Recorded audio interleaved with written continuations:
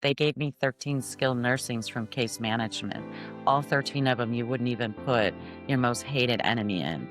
And I was literally crying on the way back from the 13th one saying, these are my choices. Your sales team did everything right. The family toured. They loved the community. They said yes. And then nothing.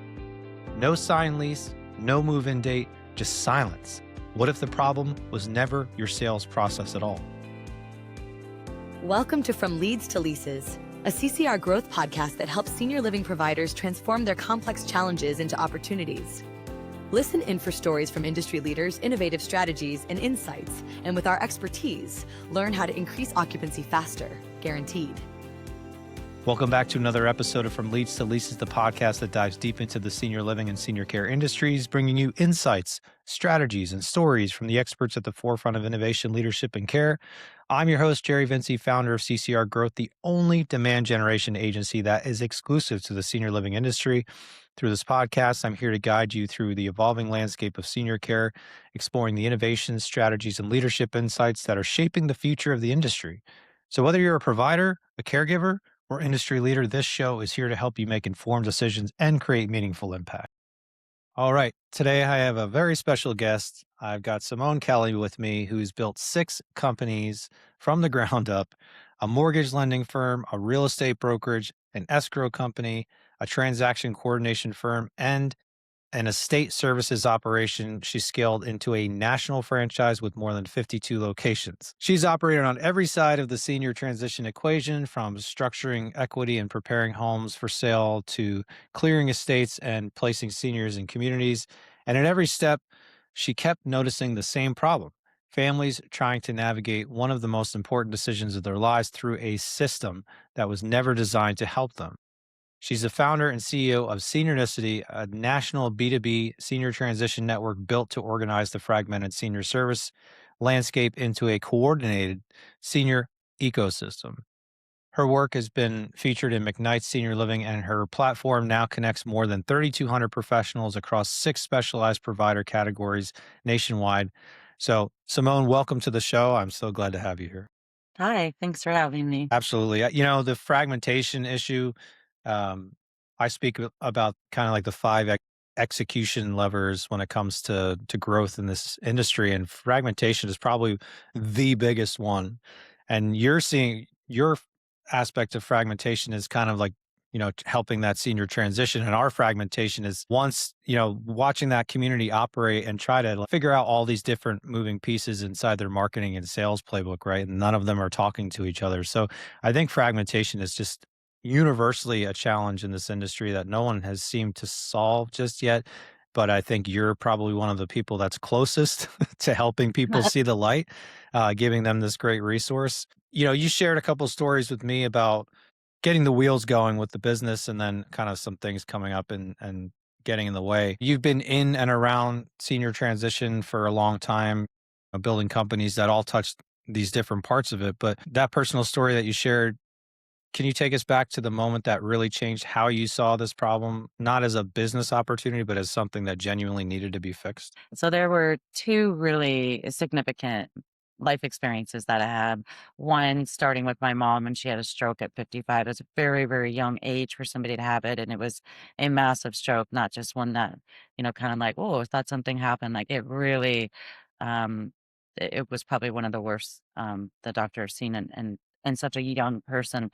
And so when I went through that, I had owned a real estate company and all that ecosystem around the real estate company with the escrow and the lending, TCing, signage, all of those things were already working as an ecosystem. Then I started with my mom's care, and there was no ecosystem. The hospitals didn't communicate with where you're going. They didn't communicate with the insurances.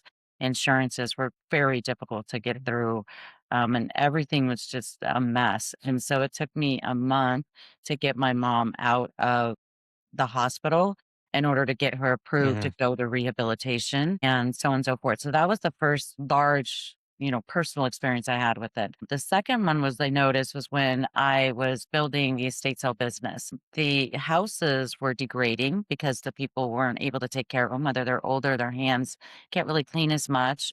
The family member doesn't come by as much. And even a lot of times if the family member does want to help, the senior is always used to saying, I've got this, even though they don't, right? So there's a little bit of stubbornness that comes with age as well. Like, you don't need to clean up after me. I cleaned up after you since you were in diapers, that kind of feeling.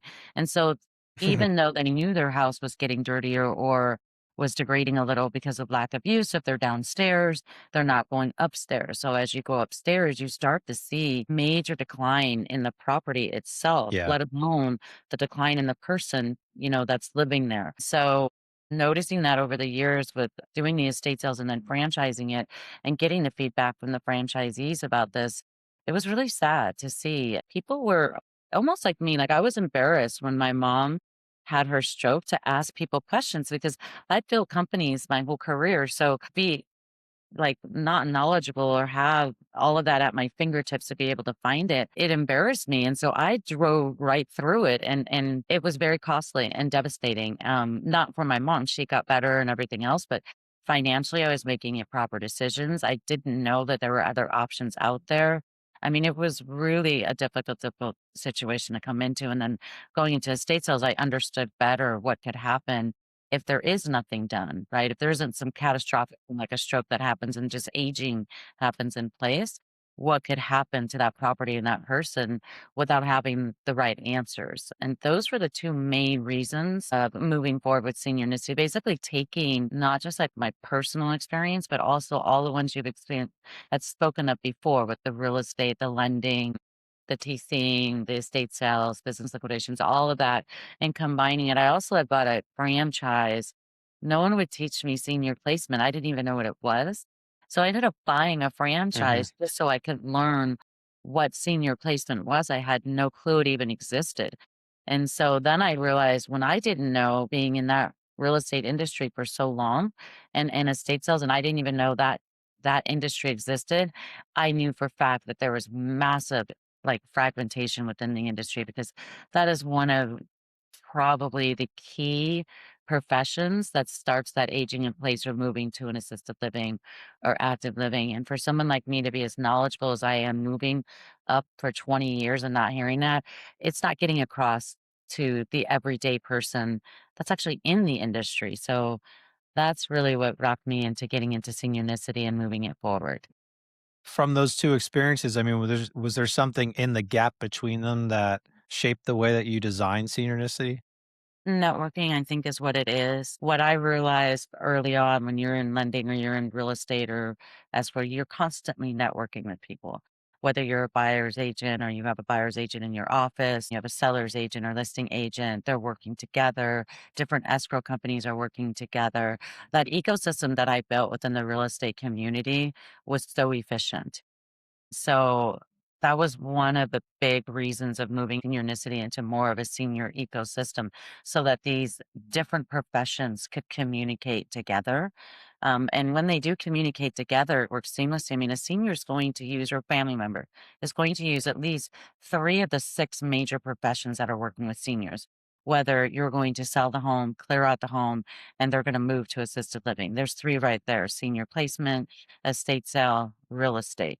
You may even add a fourth, which would be your lender, who maybe needs to do a bridge loan so that that person, when they move over, has money to go in while they're home, because homes are taking a little longer to sell in some areas. So there's at least four there that you can look at. I mean, if you're going to age in place, you're going to use caregivers. You can use an estate sale Mhm. company to clear out everything that is in there that could cause damage, right? Like to them, or chairs and the legs are falling out to them, or there's coffee tables in the way, or rugs, pictures with faces, and they have Alzheimer's and they get scared, right? So there's so many different aspects of these professions, the six that we focus on, that people are going to use multiple of them. So in order to get to the right answer, you can't just have one. And I do see some industry people trying to get into multiple different types of profession, but there is so much involved in each one that it would be nice to be able to just network with a team that one is a professional in this and one is a professional in this, and they both bring that knowledge together to help the senior actually get to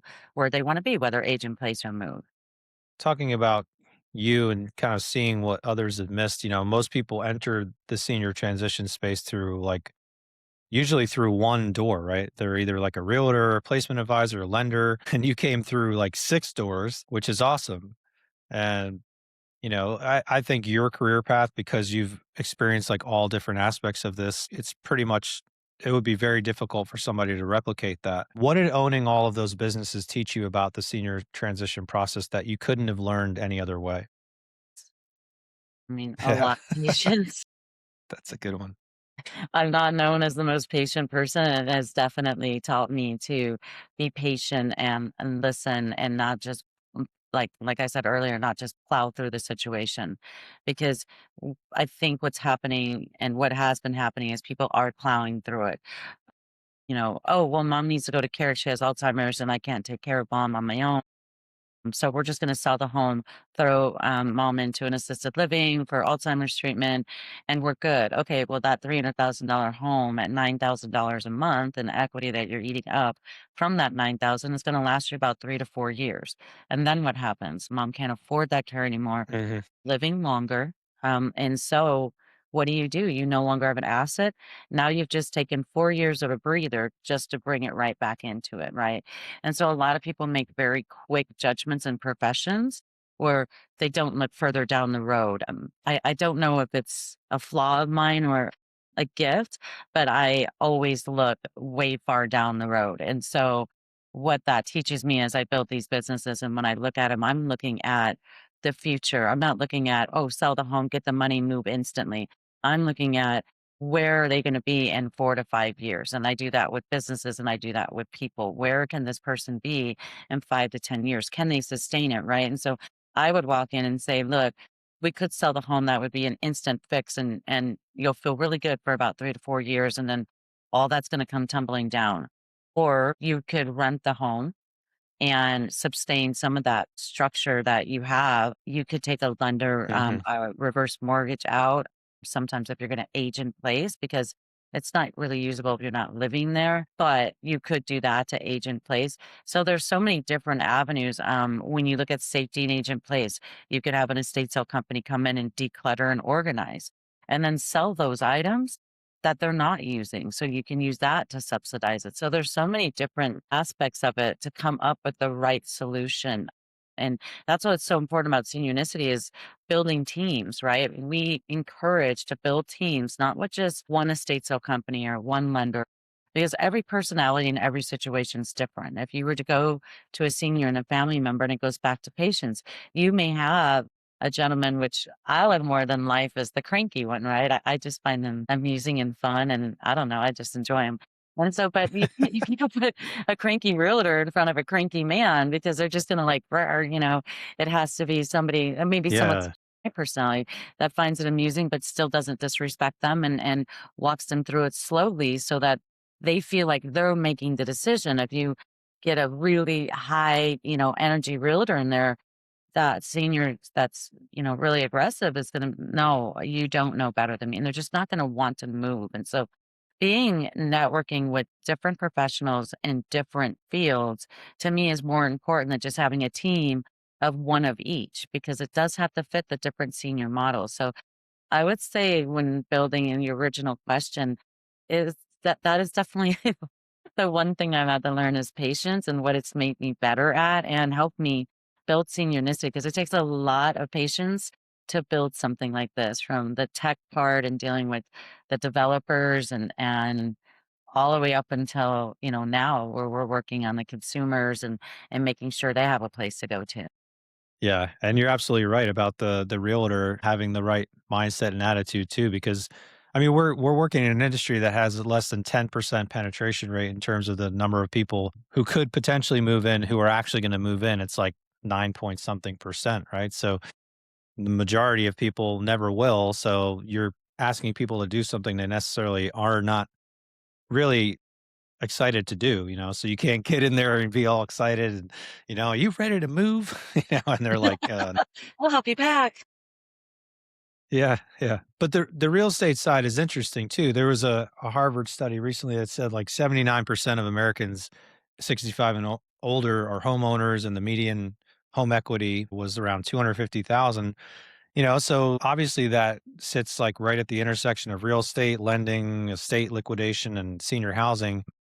But most people, because they're only like one dimensional, are looking at their one slice of it. They're not thinking about the whole pie. We've talked before about professionals staying in their lane and not really getting too far out of that because it's not going to do service to the older adult or their family. Like somebody wanting to sell their home, that might be a realtor's first instinct, but it might not be the best option for them. That's kind of your philosophy from what I've gathered. Where did that perspective come from and how does that inform the way Seniornicity is built? So when I had opened my first brokerage, it was lending, and then I cross trained lenders into realtors, and it worked really, really well. Then I realized we needed a national brand name. I ended up buying a franchise of a national brand name, and it worked out great as well. I did try to train realtors to become lenders, and that just did not work out. I mean, they're very, very good at what they do. This misconception that real estate agents don't work hard or that, they're just making 3% and it's way too much. A lot of times they're giving back that money to pay for closing costs or to make the deal work, right? For, you know, everyday fixes in the house. The clients are like, I'm not fixing it. And the buyer's like, I'm not gonna move in without it. So they're giving back for that. And so there's a lot of things that happen in real estate. But when I got into more on the real estate side, and actually I was one of those people that thought realtors were like, whatever. Then when I got really into working with like the top 55 realtors in Orange County and in our office, I was I was so surprised at I guess, my uneducated view of them because they work really, really hard. I mean, probably the good realtors, 40, 50% of their money they're making is going back into marketing. And the one thing that I enjoyed about the realtors when I was doing it was that they understood that it was a relationship. So what happened was is they would go in and they would do their listing presentation, but there wasn't this massive amount of pressure. It was about your home and value is worth this. These are the things I bring to you. I know you're going to interview other ones. I would like to earn your business. And if you're not ready now, we will come back and I will check on you. And they would door knock all the time, once a week. They would go out and door knock. I mentored younger agents coming in. We would door knock once a week with them. I would go out and walk with them once a week. And every single day every single day of the week at the same time, we would do that. And you would have the cranky ones that are sitting in the chair going, get away from my door. And then after the third time, they're like, okay, ladies, what do you have to say? You're persistent, right? And so it worked. It was really cool. And building that relationship with them. And I watched it from the ground up from the new ones to the old ones doing those things and understanding that what you're building is a relationship. It got to the point though when every house was selling without a sign. It was a market frenzy. I want to say it was like in the 90s that we started seeing that mid-90s to maybe up closer to 2000, where everything was selling so fast and realtors were just like, they didn't put a sign in there. It was like the first person I got to the door got the listing and the house was sold. And we went through that with COVID too in certain areas. People, especially Arizona, California, Florida, I mean, Texas, I mean, you didn't even have to put a sign up. They were waiving their That's crazy. inspection. They were paying all cash, hundreds of thousands of dollars over value. It was insanity. And what I would like to do is bring that calm back because maybe the real estate market has changed. Maybe the realtors that are there now have changed or are new and haven't seen the real market. But the seniors have not. They're still calm. They're still making realistic decisions. And if their decision says that 90% of them want to age in place, they're going to age in place. And no matter how aggressive you are walking in, you're not going to get them. But what you will get is a client for life. So what you're going to get is, I would love to see realtors go back to that model of like, hey, door knocking, basically building a relationship with them before they sell their home. There will always be that one up, yes, I want to sell and you've given me calendars every year and, I'm ready now, right? But what about those ones that are aging in place, right? And the caregivers that are there, right? Are they speaking to the caregivers? Are they bringing them water? Are they talking to them about the situation? Are they providing every 6 months a new market share that shows what their home is worth at that time? Because when you build that relationship with a senior, the family members know.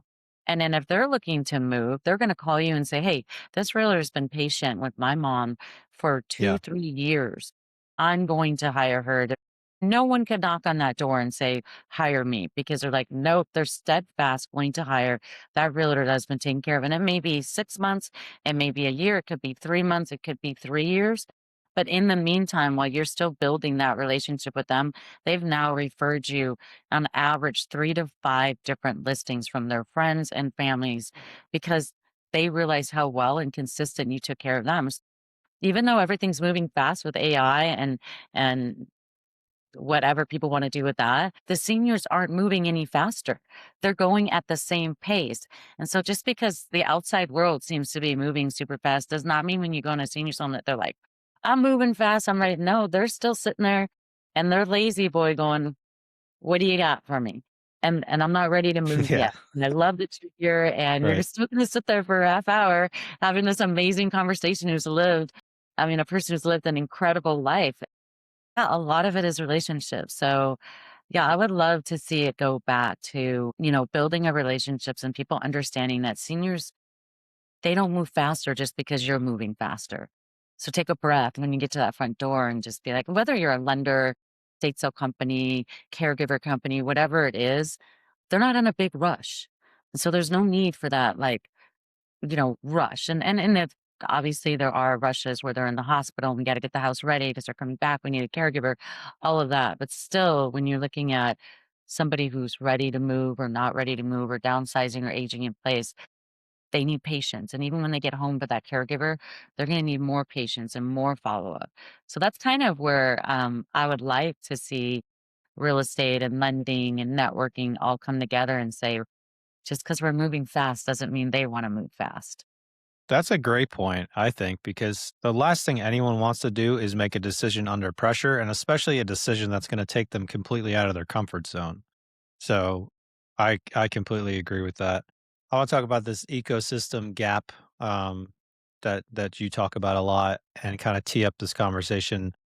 Um, so the average this blew me away, but the average assisted living sales cycle is 317 days, and not because families are indecisive, but because communities they're doing poor outreach, right? They're because between the time a family says we think it's time and the time they actually can sign a lease, there's multiple moving parts, which is the whole reason why your organization exists. There's home sale, there's timelines, there's equity access, there's estate clearance, legal matters. No one inside a community is really coordinating or even aware of sometimes. They're not thinking about those things. Even another interesting data point too, Place for Mom had a 2025 senior care search trends report, and they found that 77% of family caregivers assumed they would have months to more than a year before they needed to find professional care. So most families are already behind, the moment they start searching. And meanwhile, 64% of senior living move-ins came from unpaid referrals, which means the relationship architecture surrounding a community matters probably more than anything. You wrote this article, which is really awesome. And I'm going to make sure I link it in the show notes in McKnight's Senior Living, that all about the senior care system being fragmented and families are paying the price because of it. From where you sit, what is the single most common point where a family's transition stalls? The moment where things fall apart between the decision to move and the actual move in? Their willingness to move and the pressure they're getting from, family to move. I can't take care of you, or the caregivers didn't cost too much, or I don't even know a good caregiver. The knowledge that's out there is so fragmented. I mean, I could go on and search on Google. I had another stab at it when my mom got in a major accident like 3 years ago, 4 years ago, about 3 years ago on Mother's Day. And she wasn't expected to survive. And so then they actually put her back together, rods, you name it, everything's in that poor poor woman's been through it. And we were talking about skilled nursing, and they gave me 13 skilled nursings from case management. All 13 of them you wouldn't even put your most hated enemy in. And I was literally crying on the way back from the 13th one saying, "These are my choices." And I just so happened to pull into one that I saw because my eyes were blurry, and I'm not a crier, by the way. It was just a really rough time. And it turns out that, yeah, they accepted her care and her insurance. I am seeing, I like to see it, communities starting to hire people within to start educating people that are coming in. What they do is they put together like this group of seniors and their family members, about 30 to 40 each time, and they have different services come in and speak about how they could help them move. Right, whether it's an estate sale company, a title company, whatever it is, a realtor, a lender, they'll come in, they'll offer them lunch or as a light snack, and they'll talk about their community. They'll do the tour, and then they'll come back and we'll talk to them about how we can help them in their transition. So communities working with other professionals, not just, let's say, caregiving groups or senior placement groups or things like that, working with lenders, working with realtors, working with estate sale companies, decluttering companies. That's really, really important. And I am seeing in some of the larger outfits that they're starting to really branch out to communicating with all the professionals, not just the ones that can bring them and fill their beds, because filling a bed is easy. Yeah. Getting them to that bed is the hard part. And all of that was left behind. And you Google it and you're going to get a whole lot of paid ads of people who are just doing a bait switch, right? Oh yeah, I can find you home. And then it's not that. It's I'm a lender, right? Or too, right? And so that's the fragmentation I see. Google's a great platform, so is chat. All of these are great. But when you have the capability of buying ads on those platforms and taking keywords and things that you do not represent, that's where all that fragmentation comes in the communities. I think moving forward, they should, and I hope, continue this growth towards communicating with other professions in the industry. I think if communities would invest more in like a concierge type service, getting involved with all of the different aspects that you're doing as part of that sales process, right? Like, I mean, when great example. I mean, we're moving out of state, right? We have a short timeline to do it. I reached out to a realtor in the new area where we're moving to. We're not even looking to buy a home. We're just looking to rent a home for now. But and this person doesn't even handle rentals. But this person, when we go visit, is gonna take us around town, drive us around, show us all the neighborhoods, show us some homes that she knows are up for rent that might be a good fit for us, all just because. And I asked her, I was like, "Well, what do I owe you for your help?" And she's like, "Well, if you decide to buy a home," she's like, "just give me a call." So that's it. She's doing it just for that reason alone. So I think like if communities had more built up rapport and had a network already in place to help families transition, I mean, you're going to be the only community in town that has that versus all of your competitors who are not doing any of that, which is more than likely the case. No, I agree. And I know that communities get inundated with professionals trying to get their business right. So a lot of times they have like Yeah. a closed door policy. There's always that. I mean, even in the real estate, when I had the brokerage, right? There were, every service known to man would come in the door and knock on the doors of the realtors and just disrupt business. But they are necessary.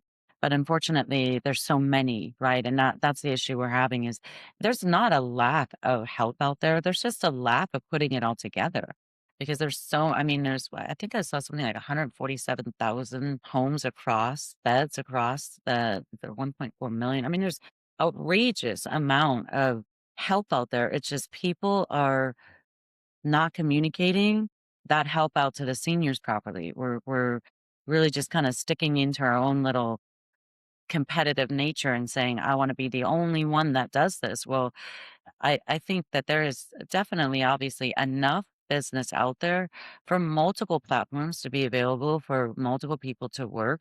It's just how do they work together to get to that solution? Communities, I mean, even putting a seniornicity within the community, and saying, okay, here, I know you're looking at move. Why don't I put with a seniornicity advisor in there, right? And say, this is an advisor. Go speak to them, set up your time, your appointment. They go in, they walk you through it, they set you up with a network. And it doesn't have to be seniors, it could be anybody, but somebody that's going to walk them through it rather than just walking through the door and ringing the little bell and say, hello, I'd like to see your facility. And then somebody comes out from the back and they're like, just wiping their mouth from eating and like, oh, hey, hi, sorry. Yeah. Oh, excuse me. We'll take you. Just have a seat. Let me I know.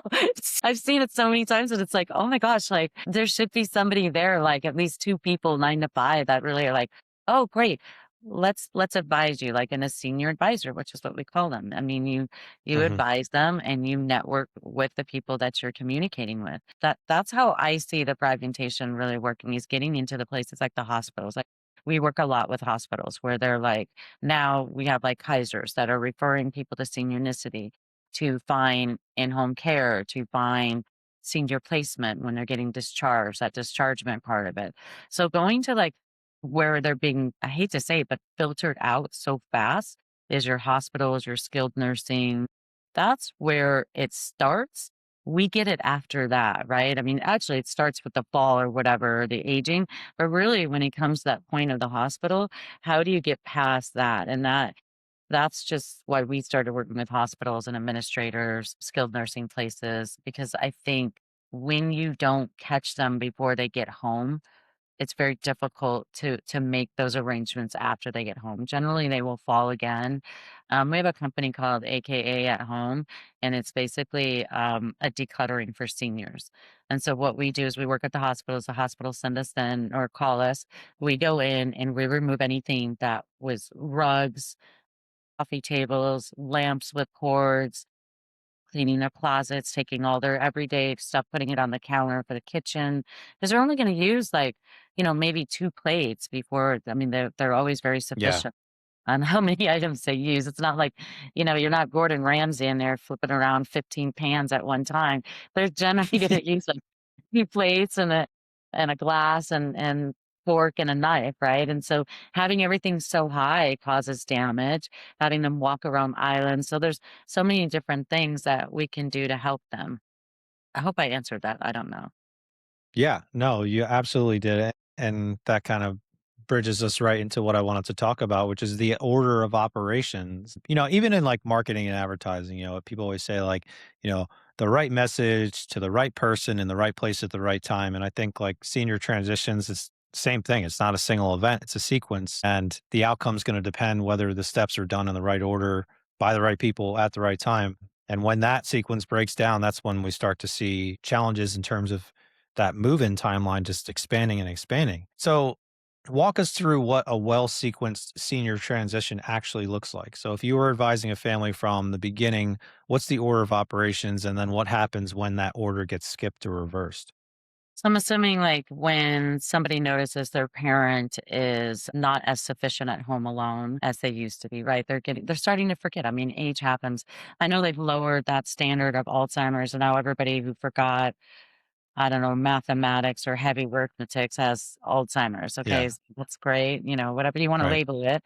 But it's when you start to notice the decline of cleanliness, forgetting basic things like shutting the front door, turning off the water, turning off the stove, things that could really be detrimental to the house and to the senior themselves. And so I'm assuming that's when you want me to start. And so when a family member sees that, they're going to contact somebody. They're going to try to, first, they're going to actually ask all their friends and they're going to be like, oh, no, my mom's in the same place. Don't worry about it. And then you start to see some of them have that sharp decline where it's like, oh, wait, my mom's been like that for 10 years. Well, my mom just got where your mom is in 10 days. So how do I, navigate that? Right. And so when I see a senior advisor go in, they're going to tell me exactly as a senior advisor, they're going to tell me, this is what's happening. This is what's going on in my home and hopefully the seniors there as well, and that I could speak with them and say, how do you feel? Do you like living at home? Are you looking at moving to another place, maybe a smaller place that fits you better? You're not using upstairs. What is the process that you're looking for? Because it's not just the family member that we should address, because a lot of people go after those family members, right? Oh, they make the decision. Seniors are not dumb. Like they actually are fairly intelligent. And so when we talk to them, like they can still make their own decisions at that time. It makes it a much easier Hmm. process. You know, what AARP said, 90% of people, you know, it's going to sound awful, but drag my body out of my house because I'm not leaving. Right. And so that's 90% of that equity level sitting out there that's going to wait until they pass or move to, hospice, unfortunately. And so when you're speaking with a senior, how I would do it is find out what their main goal is. Do you wanna be active again, like you're in, high school again? Because I know many seniors that have gone to active living, and they're having the time of their life. Like, they feel young again, they're doing they're in the pool with their friends, they're cards with their friends, so it's such a beautiful thing, like, to see them have a blast instead of sitting at home by themselves.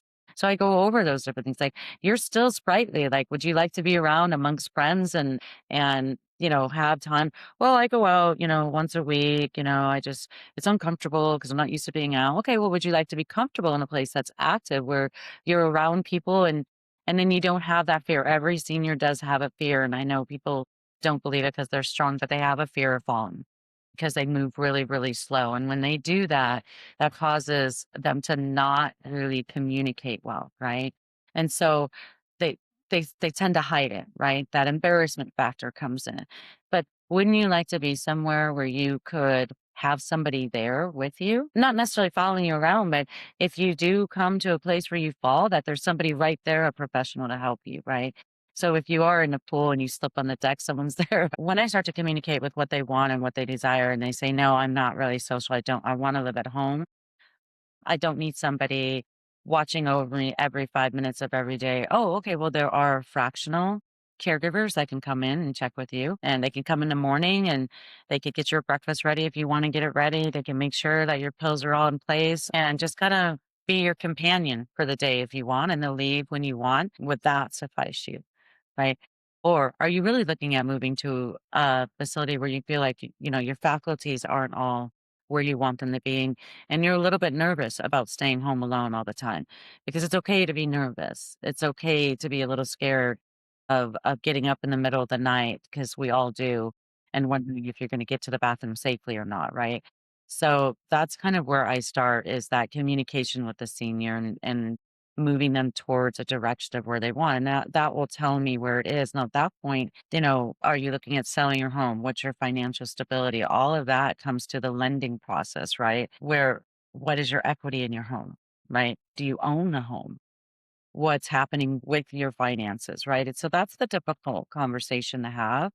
Not for the senior, they're more than happy to discuss it. It's for the person who's actually asking those questions, right? They have to be confident in the knowledge they have.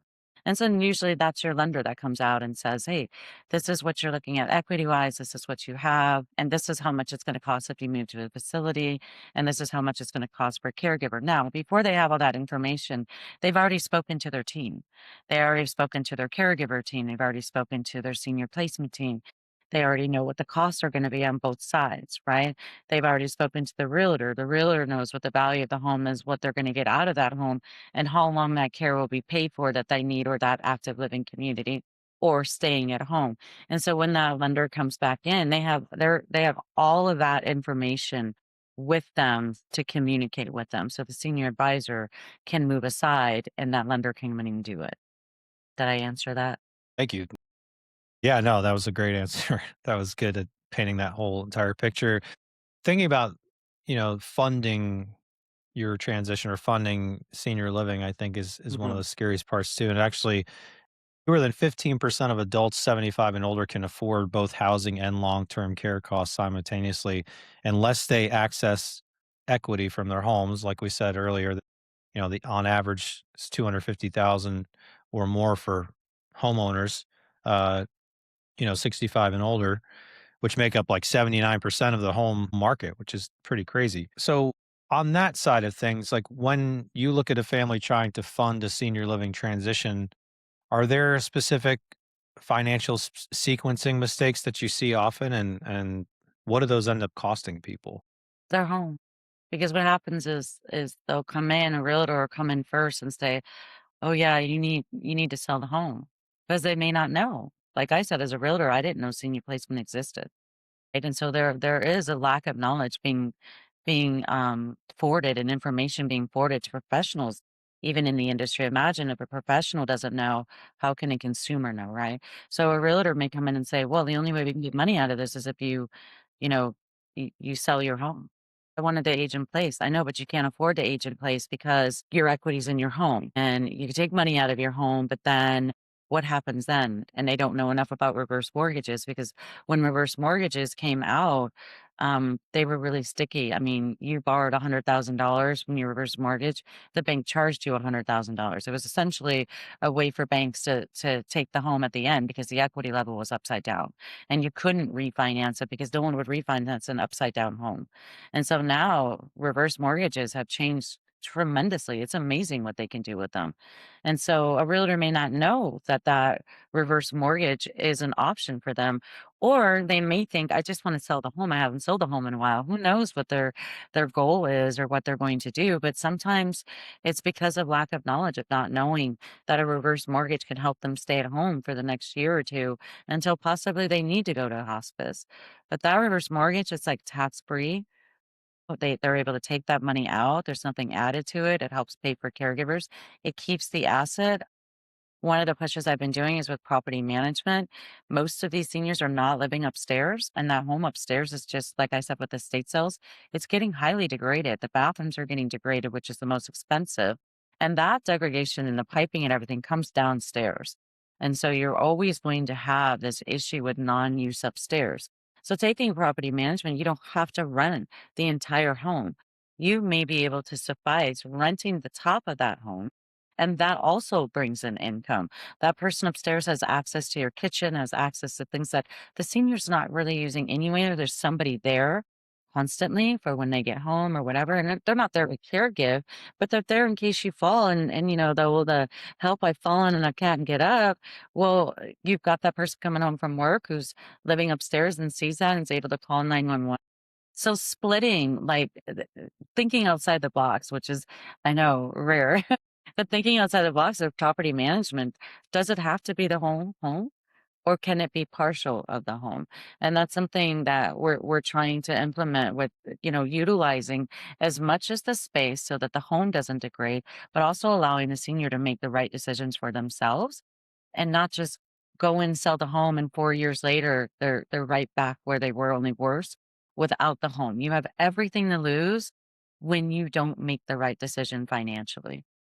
We had a similar situation, in the last home we lived in. We had an older woman, well, an older couple who lived in the carriage house behind our house, and the husband ended up passing away, and so she was there on her own, like, while we were living there, he passed away, and so for the next 3 years, we essentially became, like, just we weren't caretakers, but we were there on property, we would check in with her, or we would just see her in passing, and we were I was able to help make sure she was okay and that, like, her house was safe to be in and all those things for the last couple of years, so that felt good, and it didn't take anything away from our living experience. Actually, we actually loved having her on property, so it was kind of a cool experience. I'm curious about how reverse mortgages have changed because I know that that was, like, a big red flag back in the day, like you were saying.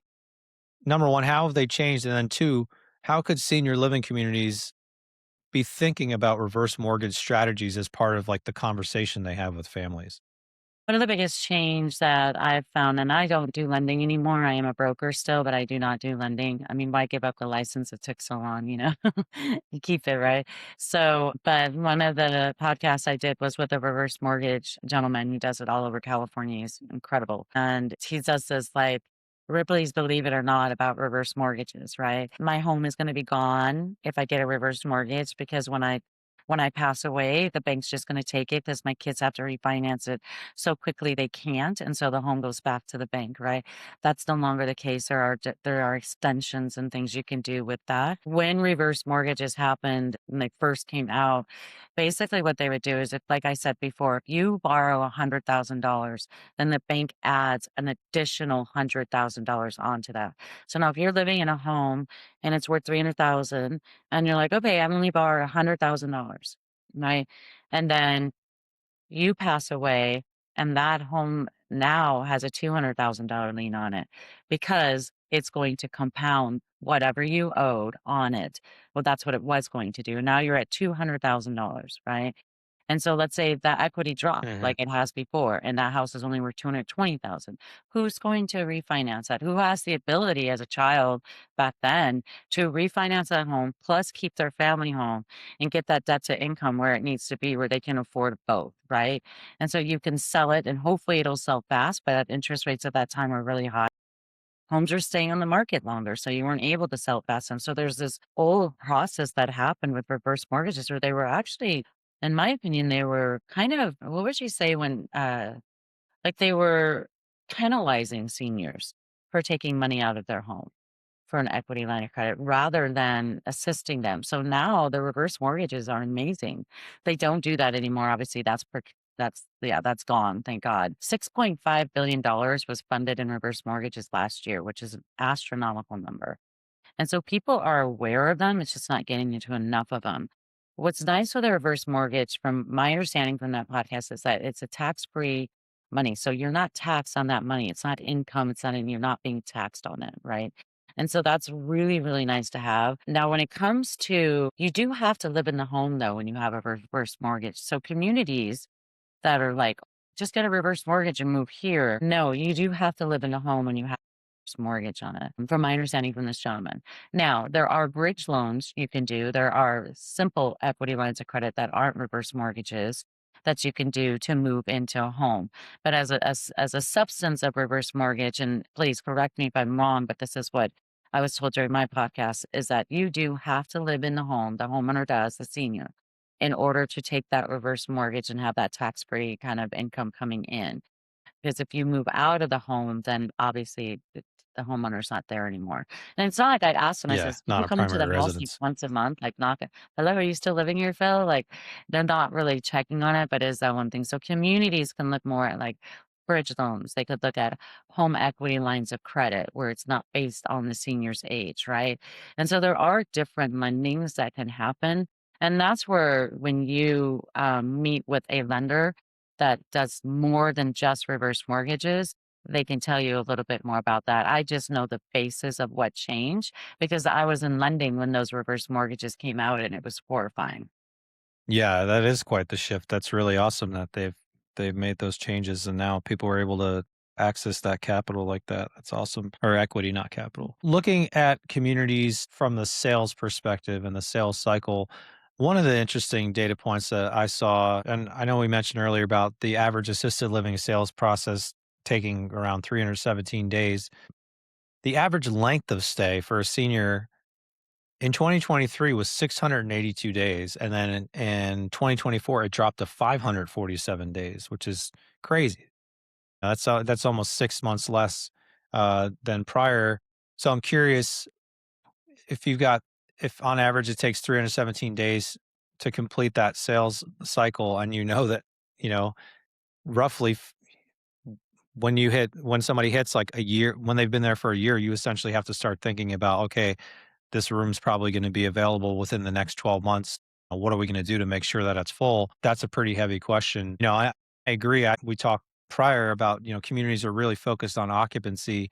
They're not thinking about what has to happen before someone can actually occupy. So how do you think operators should reframe that sales cycle, not as a marketing problem of getting leads, getting them through the sales cycle and then closing, but as more of a coordination problem? Well, one, they have only less than 10% of people want to move to an assisted living. They all want to age in place. So, you have that huge sector that is not even considering moving until it's a dire, like where, they're walking outside in the middle of the night, right? And then what we talked about earlier with the networking and how they network with other professions, right? Rather than just senior placement or just caregivers at home or caregivers within their facility. And I think when you have that switch, like you talked about with the 100,000 difference in that year alone, from 2025 to 2024, a lot of that might be because they're staying in their home longer. And that last little bit of their life where they can't stay in their home any longer. So they're not like running to assisted living. They're actually fighting and scratching their way away from assisted To living. And stay so home, you have yeah, that factor. yeah.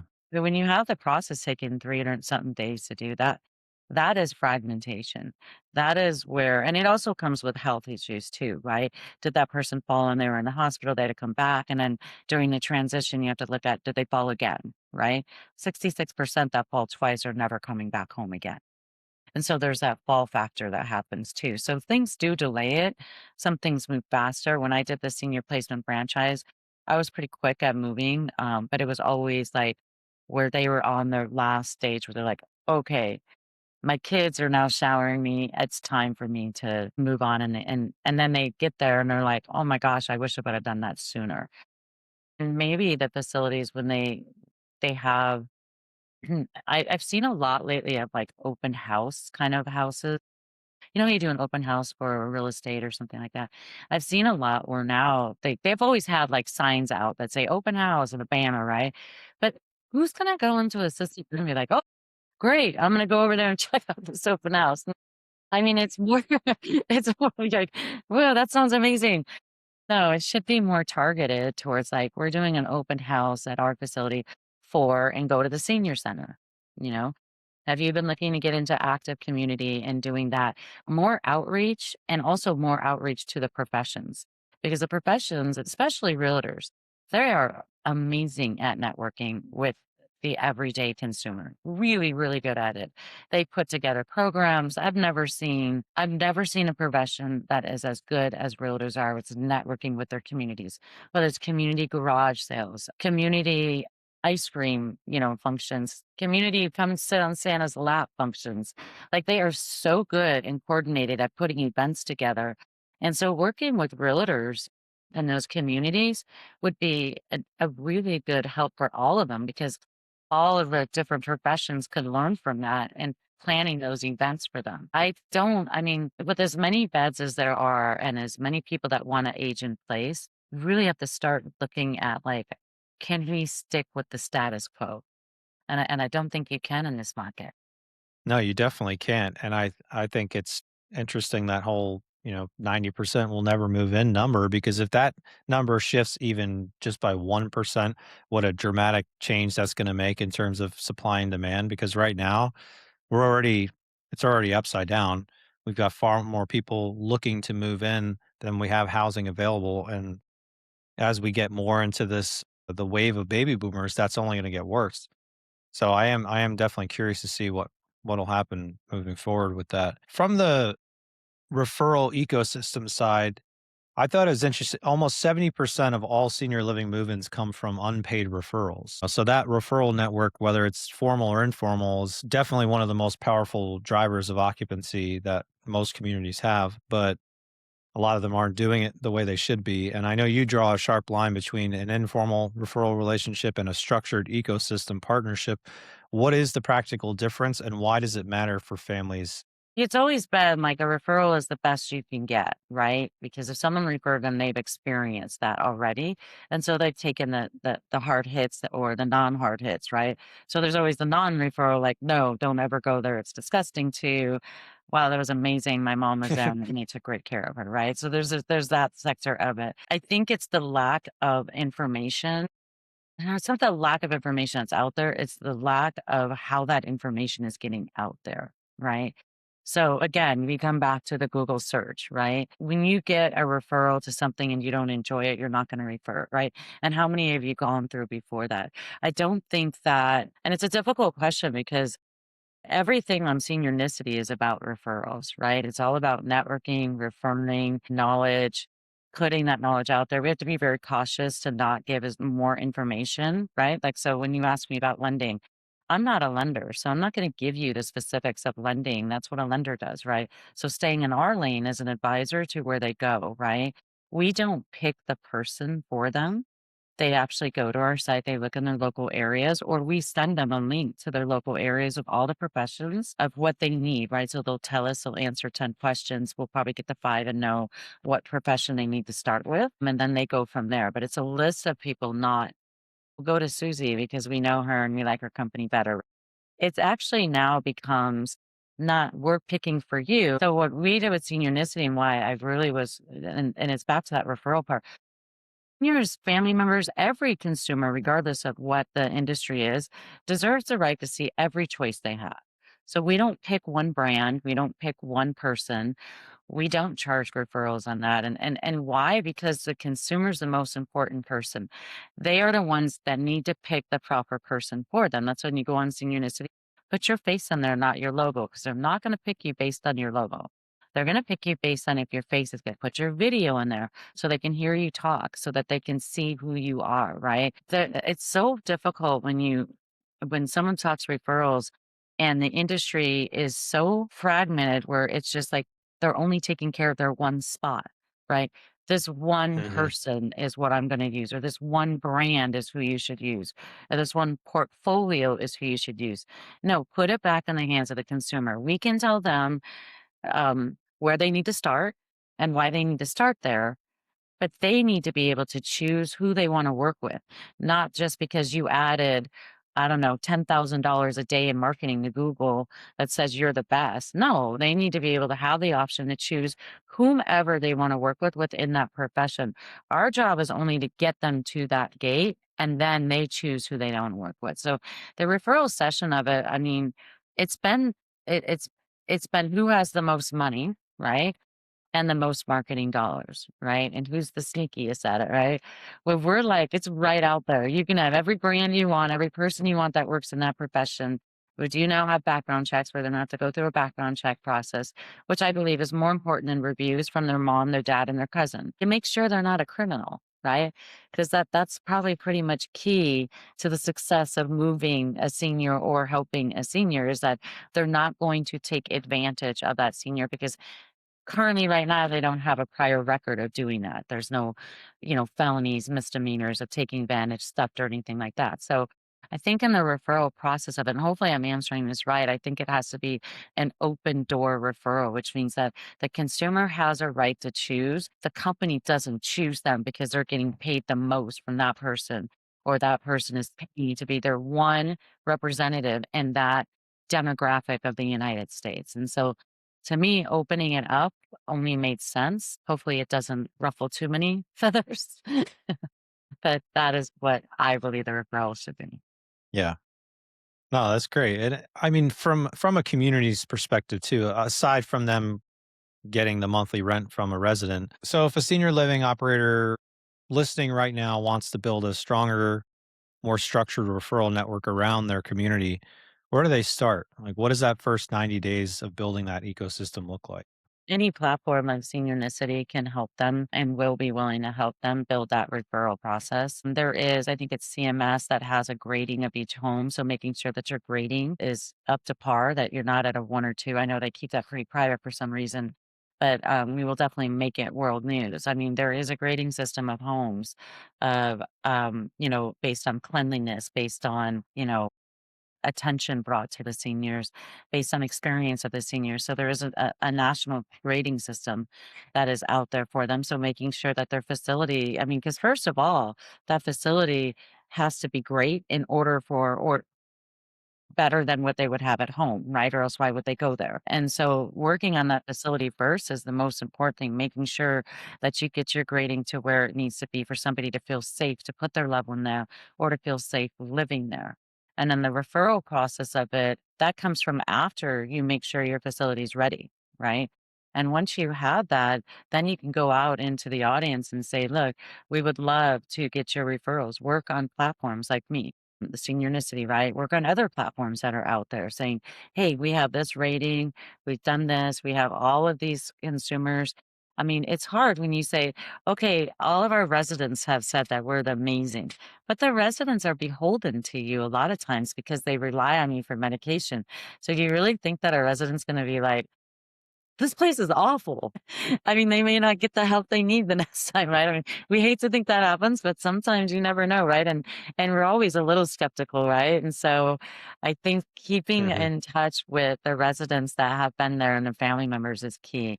So that is one thing realtors, lenders, estate sale companies, caregivers sometimes, not as much, a senior placement, really good property management at continuing that relationship with the family members and also the senior that's living there, because then they can utilize that as a referral base, right? You're just like a realtor, because what is the difference between a community and a home, right? Nothing. The people who work in the community are the realtors for the community, right? So the people who are bringing people in are the realtors. People who sell the home are the realtors for the home, right? And so what should communities do? Look at their job as a real estate agent. We are selling a place for someone to live, right? And so I've call it a condominium. I don't care what you have to do to make your mind work that way. But how can you do that? That's one, make sure that your facility is up and operating. the outside looks great as well as the inside's operating fine, right? Put events together just like realtors do open houses, right? But put it out to the community, not just Hmm. sticks out in the yard and hope someone comes by, right? There's so many different platforms they can do where it can say, like, and I've seen them where it's like open house at this facility, come in between this time and that time, right?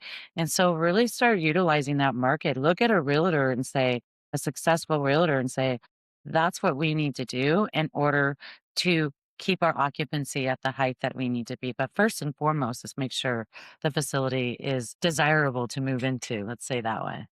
And let's talk about seniornicity too, just so everyone's clear exactly what senior. Number one, what does Seniornicity offer? And then I know you'd mentioned more than 3,200 professionals are using the site right now, correct? We have 4,200 professionals on the site. 4,200. We focus on what we are as a B2B, which is a networking, which we've talked about. So we're a B2B network for professionals that work with seniors, right? And then now we go on to the B2C part of it, right?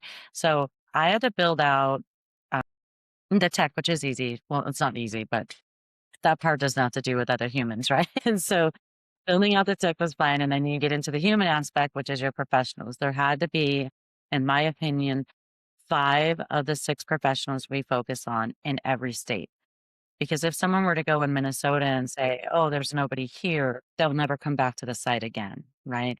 And so to launch it out on a level like we did, there had to be 5 of the professionals. The 6 professionals that we utilize are going to be used in every transition of a senior. At least 3 of them, if not 4 of those professions will be used. So I chose the ones that I knew from my experience from the very beginning to now on which ones are the ones that will be most used, right? That make the most impact, not most used as much as they're impactful. So we focus on realtors, lenders, property managers, the caregiver senior placement and estate sale decluttering groups, right? Decluttering organizing. And those are the 6 main ones. So once we had all of those 5 filled in on each state, so all 6 had to have 5 in each state, then we moved over to now going into the consumer side of it so that consumers can come into it. Seniornicity is really built to honestly what we've talked about earlier for fragmentation. For people who don't pay more to get higher up on the list. Seniornicity does have tiers. So there is a basic tier that is free where you could put your picture, you could put your biography, which is really important, your 5 different cities that you actually service in your profession. And then if you have any accolades, like let's say you're a CSA, right, or you're an SRES, you've been trained or certified in seniors, you can put your badges up. And then there's other tiers. So the next tier would be you can put your phone number, you can put all your social media, you can do your video biography, you can pick 10 cities. So it really depends on what you want to this, how much you want to be on that site, right? But the main point about the site is to make sure that the professionals that are there are networking together.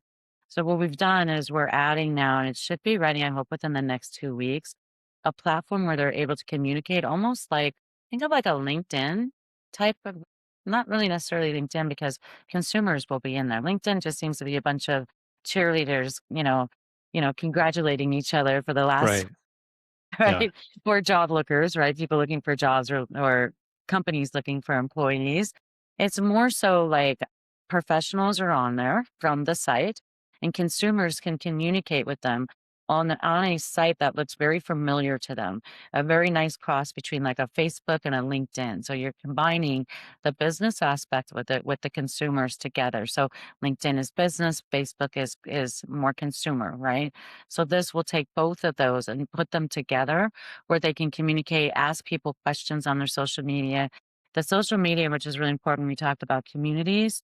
Why I like it is because communities can post on there events coming up and seniors can see that, right? A senior placement person may be sponsoring that event and can post that event on there and they can push it out to all the people in their local area that they're working with as seniors or family members.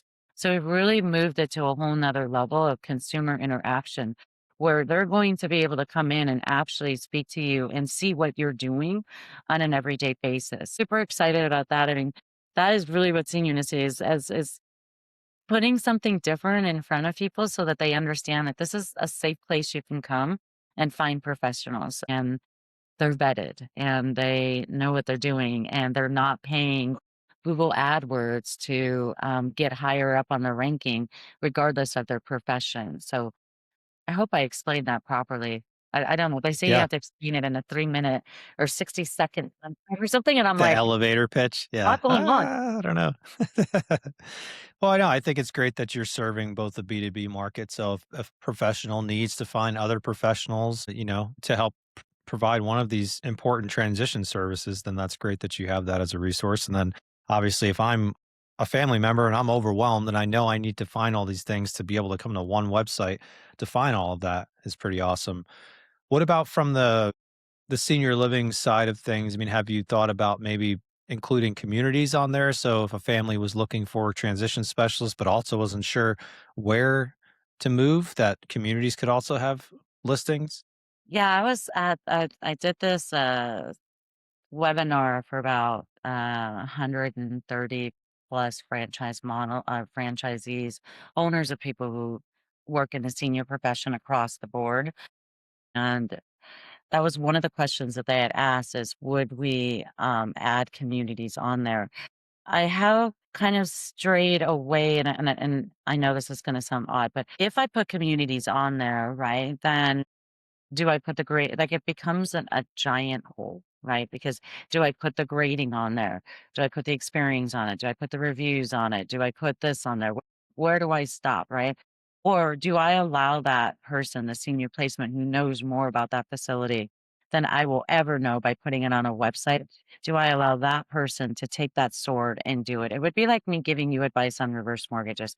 I know the very, very top of it, but if you want more in-depth information, that's not who I am. I would refer you to a lender on our site and say they're going to know the most about it. So I have been I've been asked that several times in regards to putting communities on there.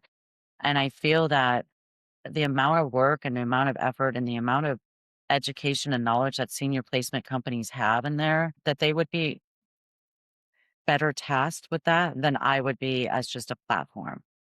Yeah. No, that makes total sense because it's so localized too. Like if a family's looking for help, they're looking for help in a very specific area. They're going to want professionals who understand and know that area. So working with a local placement agent who's going to know that, oh, these are the three, places that I think would be best for mom or dad based on what you told me, rather than offering up those suggestions without somebody getting that firsthand knowledge from a placement advisor. I think that makes sense.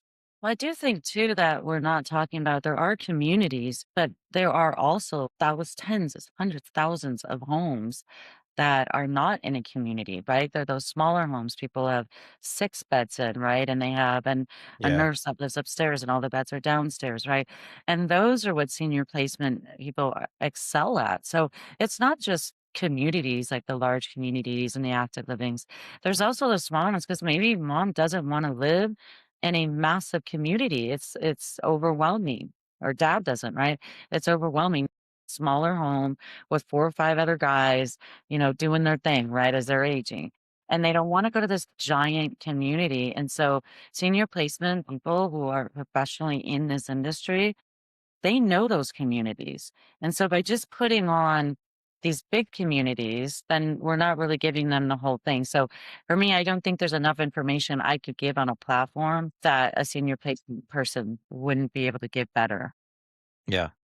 No, I agree with that completely. And aside from fragmentation, is there anything that you think it needs to change or you foresee changing the way that the senior transition ecosystem looks right now versus how it's going to look in the future? Yeah, I think it needs to slow down. I think there is an inundation of professionals in here and in this senior ecosystem because people believe that it's the greatest thing ever. They see the statistics, all the ones you rambled off earlier, this many people and that many people. And 57% of all equity in home is by 65 people and older. Oh my gosh, we need to get into that. I see real estate companies, massive ones like Compass and Remax and Keller Williams rushing to get into this, right? I see advertisements of, hey, if you're a real estate agent, become a senior placement professional overnight. Pay me $149 for my online seminar, and you're leaving commission on the table. It needs to slow down. It does, because like I said earlier, seniors are going at the same rate. They're not going faster. Just plugging in every single person into the senior industry, my God, there'll be nobody left for the 30-year-olds to work with, or the 40-year-olds. Everybody will be focused on seniors, right? But I do think it needs to slow down a little bit. I know people hate that. I know they do. They want everything to move fast and sell as many franchises or get out and educate as many people as we can in one industry to the other industry and cross train them and all these things. And I would like to see it slow down. I would like to see the professionals that are in it, training the professionals that are coming into it. I would like to see, and that'll take care of a lot of that fragmentation, right? I would love to see that, and I know this will probably never happen because it's based on billions of dollars. I would love to see that these companies like Google and Chad and not necessarily checks, you can't pay that, but Google, Yahoo, whatever their search engines are that they're using, not providing, space for people who aren't in that space, which means if I am senior placement and I buy $10,000 a day in caregiving, I should not be allowed to buy that $10,000 keyword caregiving because I am senior placement. And then they'll cut that in half and say, "Well, no, I'm getting them over to a facility, so technically we are caregiving." I mean, Yeah, the that's so that is what frustrating. causes the confusion, and that is exactly why we're at, because people are trying to jump on each other to get there, and it's just there's enough seniors. Slow it down so that you can give them the proper information, and I know that's not advantageous to say, and probably it's probably not good for my business to be honest. But I mean, my whole goal is to make sure that we take care of seniors and their family, and that we do it in a pleasant and knowledgeable way. It's not to put 50,000 people on my site and make subscriptions on it. And my goal was to help since the very beginning, 1,000,000 seniors at least every single year. And if I can continue to do that, then that would be amazing. And my less desirable words to them hopefully won't offend. But yes, I see in the future if we can slow it down, that there would be less fragmentation, which means we'll have a smoother run at it. It just like as you were to sell your home where you live to move or you're moving, there's a really smooth transition happening there, right? I would love to see that smooth transition happens with seniors as well, because there are a lot more things to consider when it comes to a senior than it is, let's say, your family moving. But not really. Your family's moving and you have to, if you have kids, you've got to find the right school for their kids, right? You've got to find Yeah. the right neighborhood for you. You've got to find the right pharmacy, the right doctor, everything goes into moving. It's the same with a senior.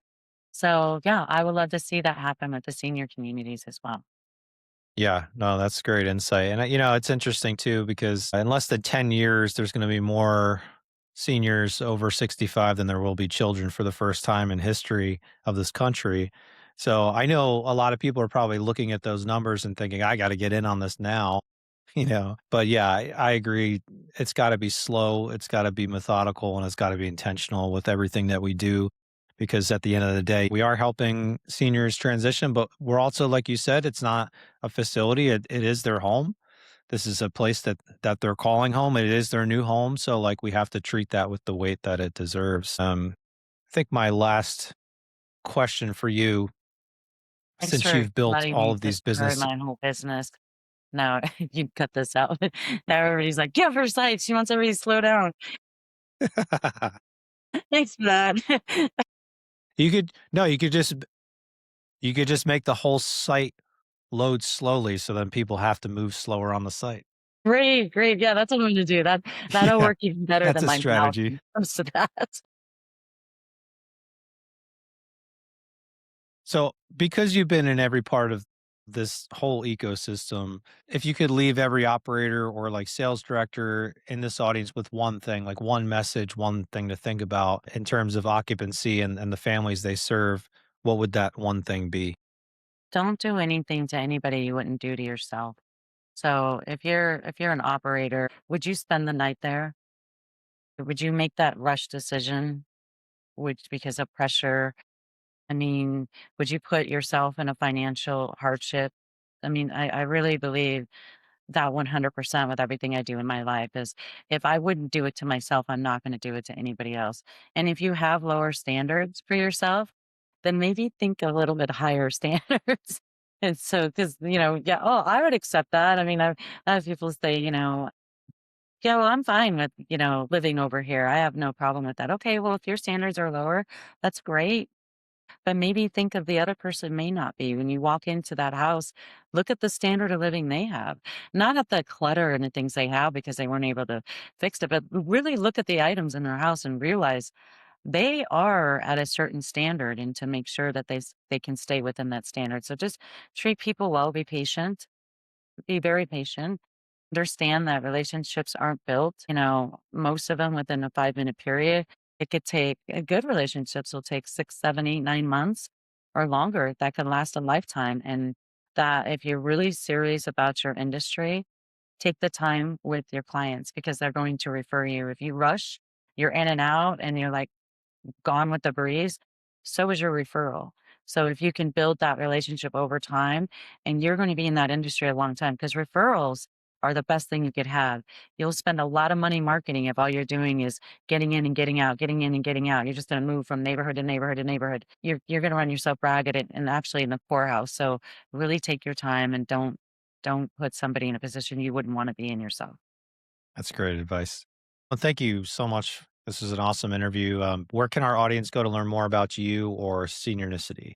They can go to senior and then Nicity. So again, Nicity. But I did buy the domain name Senior City because people kept spelling it wrong. so, That's so brilliant. you That's can go to brilliant. seniorcity.com as well.